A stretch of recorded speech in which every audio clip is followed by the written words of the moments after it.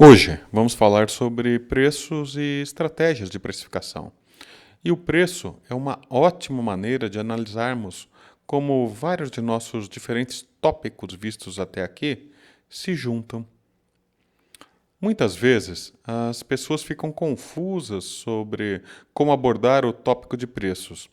Muitos consideram necessário começarmos com os custos de produção, aqueles diretos e indiretos. Outros recomendam olharmos para nossos concorrentes primeiro. E há ainda aqueles que definem preço com base no lucro esperado. Todos esses aspectos são importantes, mas nenhum deles é o ponto de partida para começarmos a falar de estratégia de preço de mercado. O ponto de partida, na verdade, é olhar quem é o nosso cliente e o seu ponto de vista. Será que nossos clientes consideram que temos uma proposta de valor diferenciada? Será que nossos clientes consideram que temos um verdadeiro ponto de diferenciação? Ou somos bastante semelhantes a todos os outros? Se tivermos um verdadeiro ponto de diferenciação, esta diferença emergirá da análise de nossa marca e de nossa oferta estendida, ou como é chamado na literatura especializada, do nosso produto ampliado. Lembrem-se daqueles 5 níveis de produtos que vimos em tópicos anteriores. E se não o fizermos, nossos clientes em potencial verão que somos bastante semelhantes aos nossos concorrentes.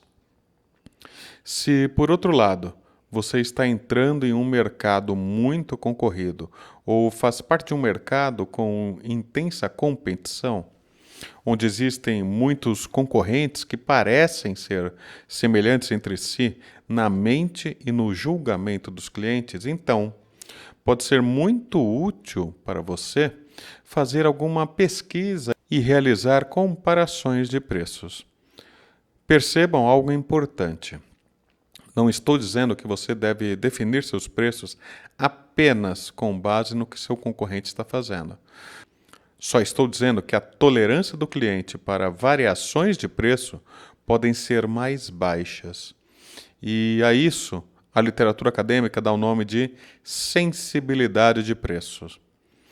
E assim, a teoria prática acerca da sensibilidade de preço nos mostra que, se estivermos num mercado altamente competitivo, com margens muito apertadas e produtos do tipo commodity, se você aumentar apenas um pouco o preço, e se há muitas ofertas semelhantes no mercado, então, provavelmente, o que você veria é que o seu volume de produto vendido diminuiria bastante rapidamente. Veria uma queda no faturamento, e se esse for o caso, isso significa que se trata de um mercado onde há alta sensibilidade de preços.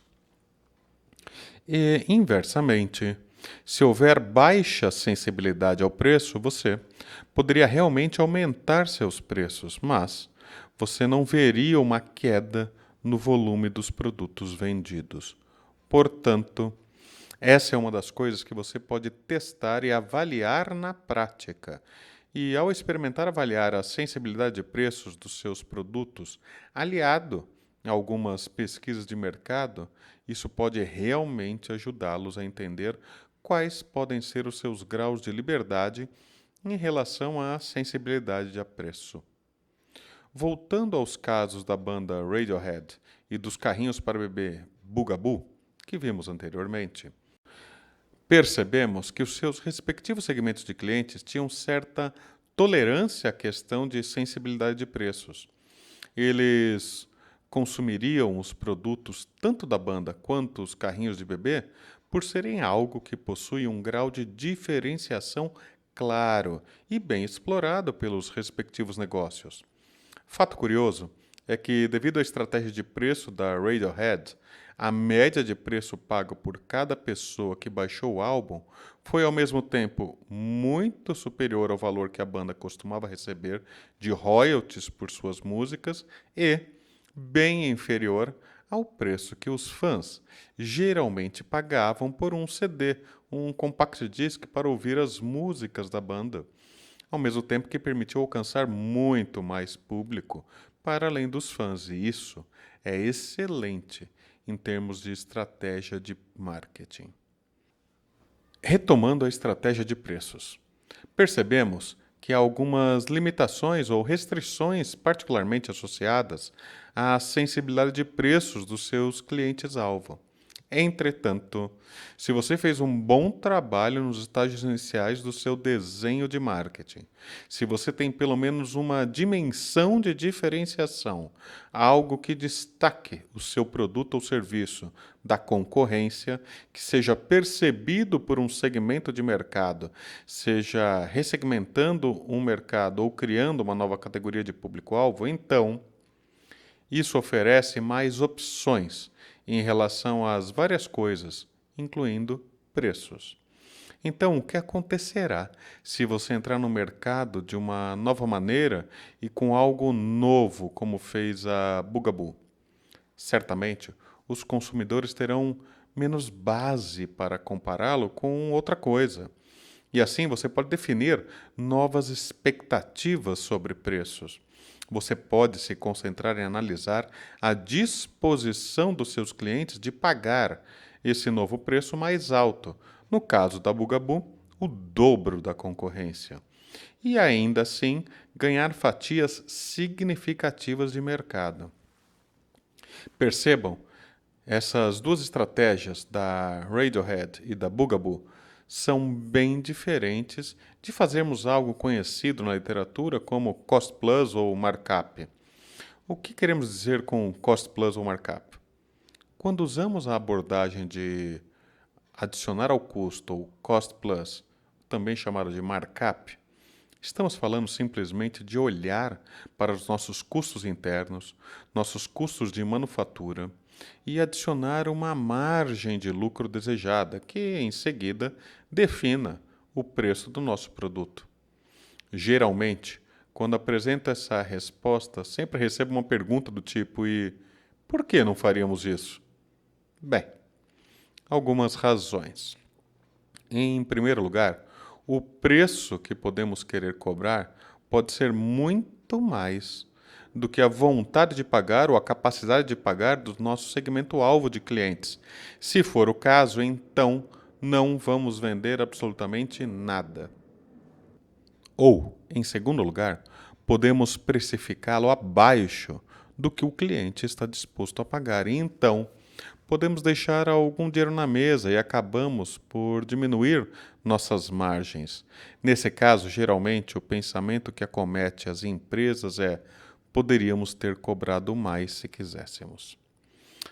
Por isso, devemos pelo menos saber disso antes de fazer algumas escolhas.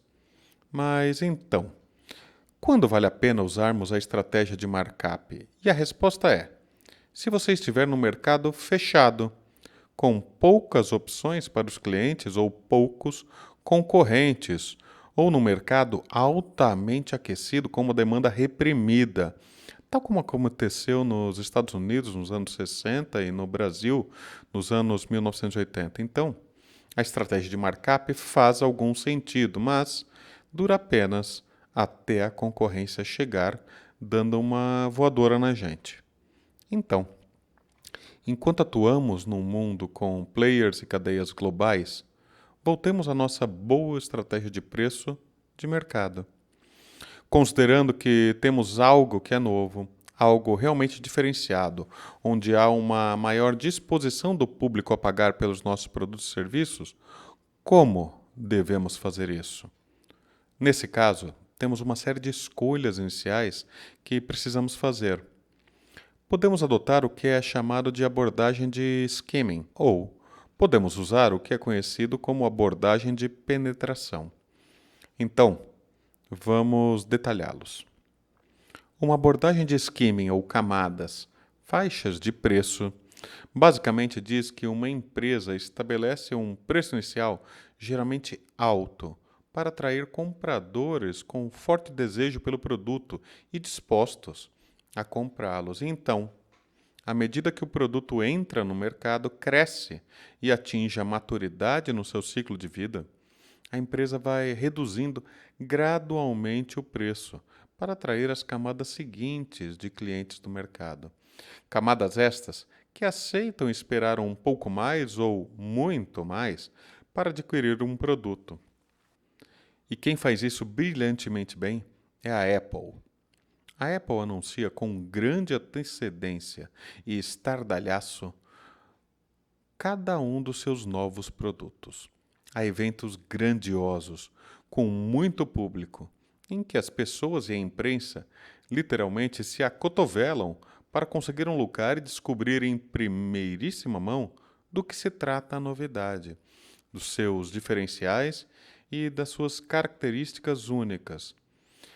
Em seguida, todas as mídias são literalmente inundadas com imagens, detalhes do produto e vários outros atributos. Quando o produto é lançado geralmente num mesmo dia e em várias partes do mundo ao mesmo tempo, já há pessoas na fila que estão acampadas há dias esperando a venda destes novos produtos começarem.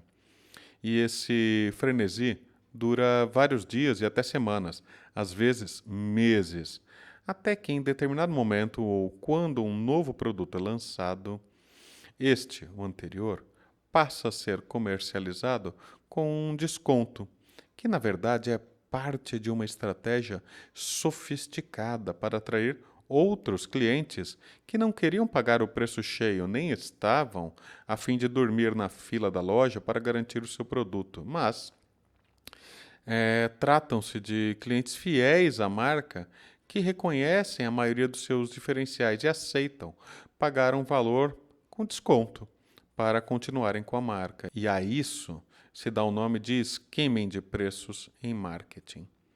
E além do segmento de tecnologia, essa estratégia também é muito utilizada na indústria farmacêutica. Quando um novo medicamento é lançado no mercado, após grande pesquisa e desenvolvimento, ocorrem também maciços investimentos em comunicação para que o medicamento seja prescrito pelos médicos ou solicitado pelos pacientes. E nessa primeira fase, geralmente quando os medicamentos estão sob proteção de patentes, os preços são altos, às vezes incrivelmente altos, para depois começarem a cair à medida em que a concorrência chega ou a patente cai. Minha opinião pessoal é de que, quando se trata de vidas humanas, nenhuma estratégia de skimming, de marketing, é justificável. Entretanto, ela ocorre, inclusive na indústria de medicamentos e biofármacos. Dessa maneira, a estratégia de skimming ou segmentação em camadas de preços leva em consideração a identificação do que chamamos de early adopters ou first users, que são aquelas pessoas no nosso segmento-alvo dispostas a comprar as novidades que lançamos nos preços que propomos, geralmente mais altos. Em seguida, temos os seguidores rápidos, que são aquelas pessoas do nosso segmento alvo de clientes que esperam um pouco mais antes de comprar as novidades, talvez para se familiarizar com o produto ou esperar que eventuais bugs sejam resolvidos. Geralmente, esse público começa a comprar depois de um certo tempo, quando o produto começa a ter um decréscimo no valor ou um serviço a mais agregado a ele, como garantia, serviço de helpdesk, etc. Em seguida, temos os seguidores lentos, que são aqueles indivíduos que esperam ainda mais para adquirir uma novidade e sempre associado a uma redução mais significativa de preços, normalmente porque os primeiros concorrentes começam a se estabelecer no mercado. Por isso, os preços caem ainda mais e acabam por atrair essa outra camada de público-alvo. Por fim, temos os chamados last users. A literatura especializada também os identifica como retardatários. São a porção do nosso público-alvo que são os últimos a adotar a novidade, quando novidade não é. Aliás, geralmente pode estar com os dias de obsolescência de fim contados. Mas esse público não se importa. Geralmente busca algo bom a um preço bem mais acessível. Para quem tiver curiosidade e quiser se aprofundar nesses conceitos de perfis de clientes com base na velocidade de adoção de novidades, recomendo o pesquisador Everett M. Rogers e seu livro Diffusions of Innovations, ou Difusão das Inovações. Agora, por outro lado, se você acha que vai ter concorrentes que responderão muito rapidamente aos seus lançamentos de produtos e serviços novos, ou se você não tem proteção de patentes, ou ainda, se você não tem uma diferenciação ao qual possa se agarrar com muita clareza, então você pode optar pela estratégia conhecida como preço de penetração. E o que é preço de entrada ou preço de penetração? Nessa estratégia, partimos do pressuposto de que todas as pessoas que pensamos serem clientes, todo o nosso público-alvo pode comprar de nós durante um período de tempo. Sabemos que se baixarmos o preço, então todos esses clientes, esse público-alvo, comprará de nós inicialmente. O que significa que nossos concorrentes não conseguirão essa venda, portanto, eles perderão essa rodada. Portanto, se o tempo de ciclo em uma segunda compra na categoria é de meses ou anos, você pode querer fazer isso para evitar seus concorrentes de entrar. E de fato, às vezes, você pode até sinalizar antes do lançamento que você vai ter um preço especial como esse para afastar os concorrentes. Portanto, para esse tipo de estratégia de preços funcionar, você precisa saber do que estaria abrindo mão em termos de preços mais elevados para um subsegmento ou para conquistar novos clientes e os fazerem mudar de um concorrente para você. E você também precisa saber que pode manufaturar, ou seja, produzir e vender estes produtos e serviços a um custo baixo o suficiente que lhe permitiria um preço mais baixo que os concorrentes, mas ainda viável em termos econômicos. Portanto, o preço de penetração é uma estratégia de marketing usada pelas empresas geralmente para atrair clientes para um novo produto ou serviço, oferecendo um preço mais baixo durante sua oferta inicial. O preço mais baixo ajuda um novo produto ou serviço a penetrar no mercado, a atrair clientes para longe dos concorrentes. Portanto, essas são algumas opções para você sobre como você pode definir preços. Nem sempre se trata de ter o máximo lucro possível.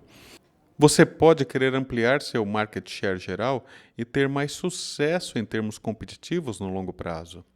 E esta seria uma abordagem estratégica em vez de tática para definir o seu preço. Mas será que seriam as únicas opções em termos de estratégia de preço de mercado? Veremos no próximo vídeo. Obrigado e até a próxima.